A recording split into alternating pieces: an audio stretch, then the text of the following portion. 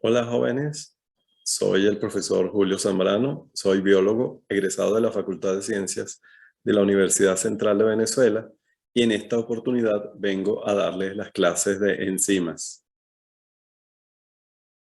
Aquí está mi dirección de correo para cuando la necesiten, estoy a la orden y espero que estas clases les resulten de provecho.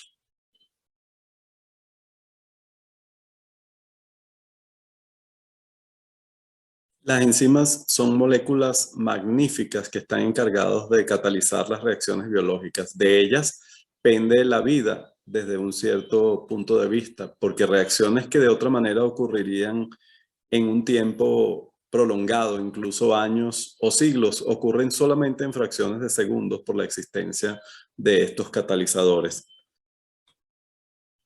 Fíjense, dos aspectos son fundamentales para la vida. Un organismo vivo debe ser capaz de autorreplicarse, debe ser capaz de catalizar reacciones químicas eficientemente y selectivamente. Es decir, como les dije antes, la vida pende desde muchos puntos de vista de las enzimas. Los sistemas vivos hacen uso de la energía del ambiente. Aquí hay un ejemplo en donde yo coloco la sacarosa que se transforma en CO2 y agua en presencia de oxígeno. Esta reacción tiene una energía libre asociada muy negativa, es decir, está termodinámicamente favorecida. Sin embargo, si ustedes dejan una bolsita de sacarosa sobre la mesa, pues esta no va a ocurrir. Ustedes no van a observar cómo la sacarosa se transforma en CO2 y agua, aunque se queden 10 años viendo la bolsita allí. Pero si ustedes colocan y se toman una cucharadita de azúcar, de sacarosa, esta sacarosa se va a transformar no solamente en CO2 y agua, sino se va a transformar a través de reacciones ocurridas en diferentes pasos en energía que va a ser utilizada para diferentes reacciones metabólicas, para diferentes funciones del organismo. Todo esto ocurre gracias a la existencia de las enzimas. Las enzimas son proteínas más notables y altamente especializadas. Prácticamente todos los procesos bioquímicos son catalizados por enzimas. El estudio de las enzimas tiene una importancia práctica inmensa. Ya hemos venido diciéndoles que en esta materia bioquímica médica vamos dirigidos hacia el estudio de las enzimas como moléculas clave en el desarrollo de las rutas metabólicas en el organismo. En la medicina, algunas enfermedades, especialmente desórdenes genéticos, puede haber una deficiencia o aún total ausencia de una o más enzimas. Para otras condiciones o enfermedades, el exceso de la actividad de una enzima puede ser la causa. La cuantificación de la actividad de algunas enzimas en el plasma sanguíneo, eritrocitos o muestras de tejido, es muy importante en el diagnóstico de ciertas enfermedades. Muchas drogas ejercen sus efectos biológicos a través de su interacción con ciertas enzimas. Las enzimas son importantes herramientas prácticas, no solo en la medicina, sino además en la industria química, procesamiento de alimentos, centros de diagnóstico e investigación o aún en la agricultura.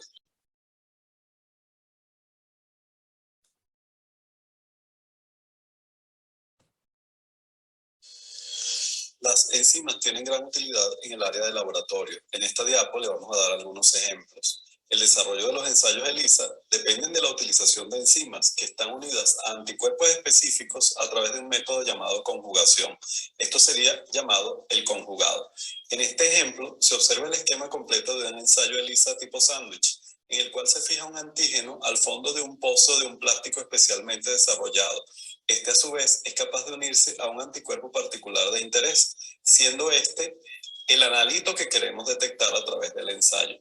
Posteriormente se agrega un anticuerpo secundario unido a una enzima, el llamado conjugado que mencionamos antes, el cual reconoce específicamente y se fija al anticuerpo primario si éste está presente. Finalmente se añade un sistema que contiene el sustrato de la enzima y un indicador que cambia de color en presencia de la actividad enzimática. En estos ensayos, cada una de estas figuras de color indica un paso de la prueba y entre cada paso y paso hay varios lavados. En este caso, si no está presente el anticuerpo de interés aquí pintado en amarillo, entonces el conjugado va a ser eliminado en el próximo lavado. Al no estar presente la enzima, por supuesto no habrá reacción de color al agregar el sustrato. Aquí ven una placa ELISA típica en donde se observa un pozo de control positivo uno o más pozos de controles negativos y luego una serie de pacientes en el resto de los pozos de la placa, observándose la presencia de anticuerpos en aquellos pozos en donde se observó la reacción de color amarillo, siendo negativos los pozos transparentes igual a los pozos de controles negativos. En otros ensayos se puede hacer una corrida electroforética permitiendo la separación de las proteínas según su carga y su peso molecular, como se les indicó en las prácticas anteriores, en la teoría. Las proteínas separadas por este método pueden ser coloreadas para su detección con colorantes como el azul de COMACI u otro. Así, por ejemplo, pero si quiero además detectar la presencia de alguna de estas proteínas en particular, se puede hacer la transferencia de las bandas obtenidas en el gel a una tira de nitrocelulosa y luego aplicar un anticuerpo específico unido a una enzima para finalmente sumergir la banda de nitrocelulosa en un sistema sustrato que produce en este caso un precipitado, evidenciándose la banda que corresponde a la proteína específica de interés detectada por el anticuerpo.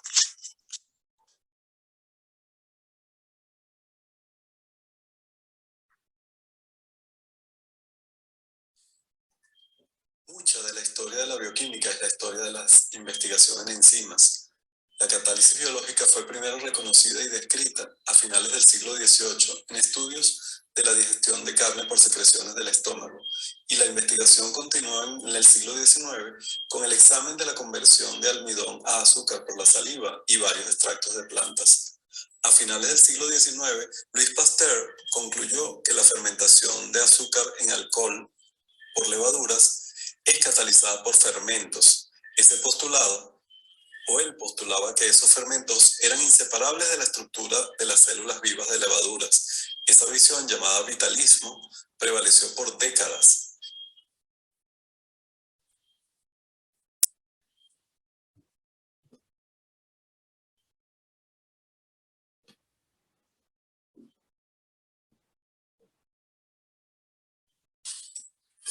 En 1897, Edward Buckner descubrió que los extractos de levaduras podían fermentar azúcar a alcohol, aportando esta investigación que la fermentación era promovida por moléculas que continuaban funcionando cuando eran removidas de las células. Frederick Kuhn llamó a esas moléculas enzimas. Mientras la noción vitalista de la vida era desplazada, el aislamiento de nuevas enzimas y la investigación de sus propiedades avanzó en la ciencia de la bioquímica.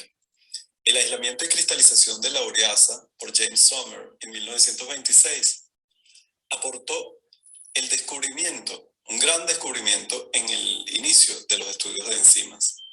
Sommer encontró que los cristales de ureasa consistían enteramente de proteínas y él postuló que todas las enzimas eran proteínas.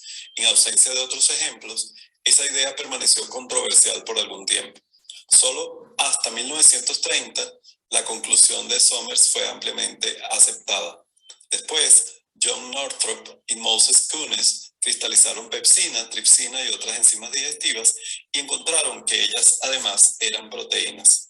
Durante ese periodo, Haldane escribió un tratado titulado Enzimas. Aquí pueden observar un modelo de lo que es una enzima en general. En este modelo se han exagerado algunas partes con fines didácticos para que ustedes entiendan mejor cuáles son las partes que conforman una enzima. Esta molécula contiene un esqueleto, lo que podría decirse un esqueleto, que es la cadena de aminoácidos, lo que es la proteína, ¿no? Que sería esta parte aquí, y esta cadena de aminoácidos en sí misma se denomina apoenzima.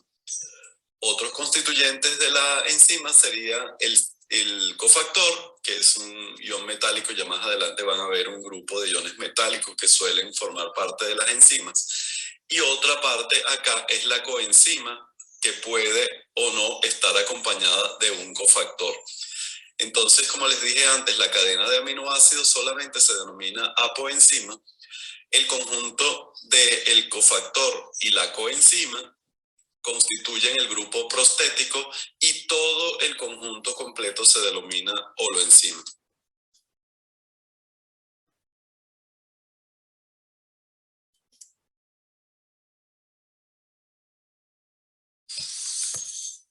Entendido entonces el modelo, vamos a internarnos ahora en las características de las enzimas para que vayamos construyendo ahora una idea más completa de lo que es esta molécula biológica magnífica. Fíjense, tiene un extraordinario poder catalítico y este poder es mayor que el de catalizadores sintéticos u orgánicos.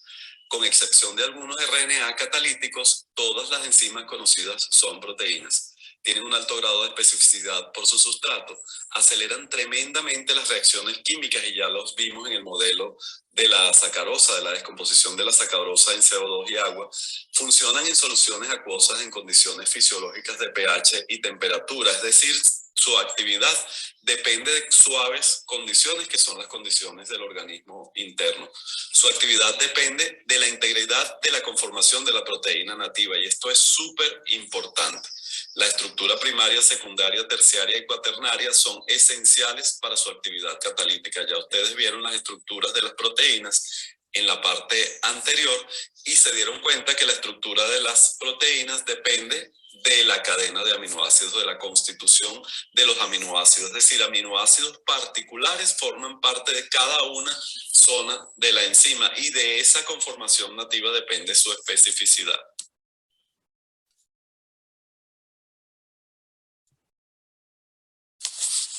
Las enzimas suelen ser moléculas muy grandes. Estas, tal como otras proteínas, tienen pesos moleculares que van desde 12.000 hasta más de 1.000.000. Algunas enzimas no requieren para su actividad más grupos químicos que sus residuos de aminoácidos, como pudieron ver en el modelo. Otras requieren componentes químicos adicionales llamados cofactores, y ustedes los vieron dentro del sitio catalítico, y estos cofactores pueden ser uno o más iones metálicos como hierro, magnesio, manganeso, zinc, cobre u otros, o moléculas orgánicas o metaloorgánicas llamadas coenzimas. Estas moléculas no son proteicas, es decir, no están conformadas por cadenas de aminoácidos, mientras que la apoenzima, como vieron, es justamente el esqueleto de la proteína formada por cadenas de aminoácidos. Algunas enzimas requieren tanto coenzimas como uno o más iones metálicos para su actividad. Están clasificadas según la reacción que estas catalizan. Todas las enzimas tienen números formales de la Comisión Internacional de Enzimas y la mayoría tienen nombres triviales. En este cuadro pueden ver ejemplos de algunos elementos inorgánicos que funcionan como cofactores de las enzimas.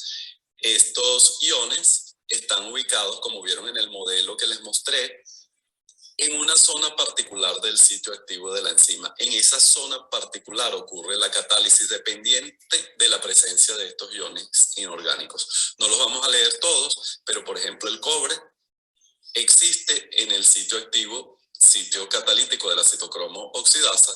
El hierro ferroso o férrico se encuentran en la citocromo oxidasa, catalasa, peroxidasa, el ion potasio en la piruvato quinasa, el ion magnesio en la isoquinasa, glucosa 6-fosfatasa, piruvato quinasa y así. Aquí vemos ejemplos de moléculas orgánicas o metaloorgánicas que sirven como transportadores transitorios de átomos específicos o de grupos funcionales. Estas moléculas, que son las coenzimas, yo se los mencioné antes, están ubicadas, como vieron en el modelo, a nivel del sitio activo e intervienen directamente en la reacción que estas enzimas catalizan y son indispensables para el funcionamiento de las enzimas. Aquí se ve, por ejemplo, la coenzima, la biocitina, por ejemplo, que transporta moléculas de CO2, y viene de un precursor dietario. Estos precursores dietarios los vamos a ver más adelante en el capítulo de nutrición. Entonces les pido que revisen bien y no digamos memoricen, pero recuerden bien este cuadro, porque muchos precursores dietarios son, por ejemplo, vitaminas, y va a ser importante que ustedes recuerden la importancia de algunas vitaminas al momento de estudiar la nutrición. La coenzima A, que transporta grupos acilos, tiene como precursor el ácido pantoténico y otros compuestos. La 5'-desoxiadenosilcobalamina, que es la coenzima B12, transporta átomos de hidrógeno y grupos alquilos y proviene de la vitamina B12. El flavín-adenín dinucleótido o FAD, ustedes van a ver más adelante en la introducción al metabolismo, que son transportadores de electrones y proviene de la riboflavina o vitamina B2 como precursor. La nicotina adenín dinucleótido, por ejemplo, el NAD, muy importante transportador de ion hidruro en la cadena de transporte de electrones, proviene del ácido nicotínico o la niacina. El piridoxal fosfato, que lo vamos a ver cuando estemos estudiando transaminación, transfiere grupos amino en aminotransferasas particulares y proviene de la piridoxina, de la vitamina B6. El pirofosfato de tiamina, que transfiere aldehídos, proviene de la tiamina o vitamina B1.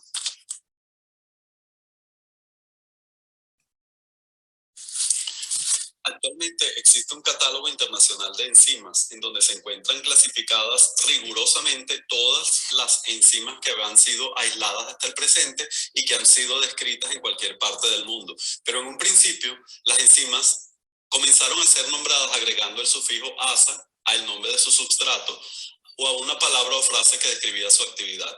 Así, por ejemplo, la ureasa, como recordarán, la primera enzima cristalizada, cataliza la hidrólisis de urea y la DNA polimerasa cataliza la polimerización de nucleótidos para formar DNA. Otras enzimas eran nombradas por sus descubridores solamente observando la reacción amplia que éstas catalizaban aún antes de conocer la reacción específica que ocurría allí. Por ejemplo, se conoció una enzima que actuaba sobre la digestión de las comidas y se nombró pepsina, del griego pepsis, que significaba digestión. Y la lisozima, por ejemplo, fue nombrada por su capacidad de lisar células bacterianas, paredes celulares bacterianas. Otras enzimas fueron nombradas por su fuente. La tripsina, por ejemplo, fue nombrada del griego traein, que significaba algo así como desvestir, porque fue obtenida raspando tejido pancreático con glicerina para su obtención. Algunas veces la misma enzima tenía dos o más nombres, eso fue un problema que se fue suscitando, o dos enzimas diferentes tenían el mismo nombre en diferentes partes del mundo, debido a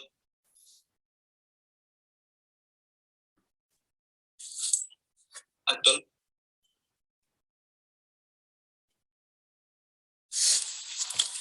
En este catálogo, y por supuesto no pretendemos que sean expertos en clasificación de enzimas, dividen a las enzimas en 6 clases. Cada una de estas contiene a su vez subclases basadas en el tipo de reacción que catalizan.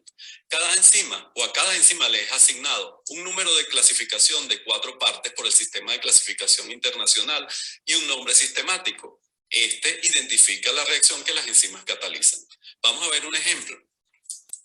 El nombre formal sistemático de la enzima que cataliza esta reacción, ATP más D-glucosa me da ADP más D-glucosa 6-fosfato, es ATP-glucosa fosfotransferasa, lo cual indica que esta enzima cataliza la transferencia de un grupo fosforilo desde el ATP hasta la glucosa.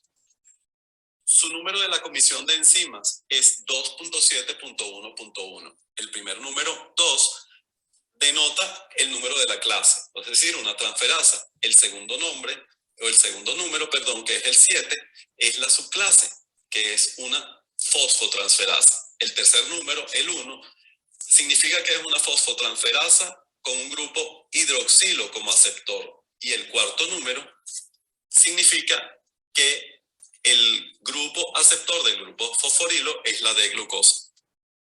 En este caso, la enzima tiene un nombre trivial, que es la exoquinasa. En este cuadro se observan las 6 clases que corresponden al primer número de clasificación de cualquiera de las enzimas contenidas en el catálogo.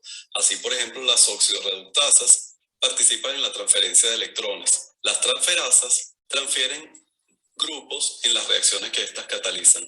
Las hidrolasas participan en reacciones de hidrólisis, es decir, transferencia de grupos funcionales en presencia de agua, generalmente ruptura de enlaces. Las liasas participan en la adición de grupos a doble enlaces o formación de dobles enlaces para la remoción de grupos. Las isomerasas participan en la transferencia de grupos dentro de moléculas para dar formas isómeros.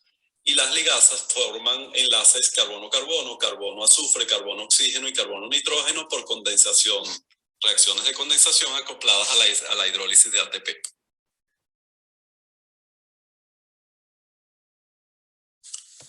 Existe una lista completa de la descripción de miles de enzimas conocidas, mantenidas por el Comité de Nomenclatura de la Unión Internacional de Bioquímica y Biología Molecular.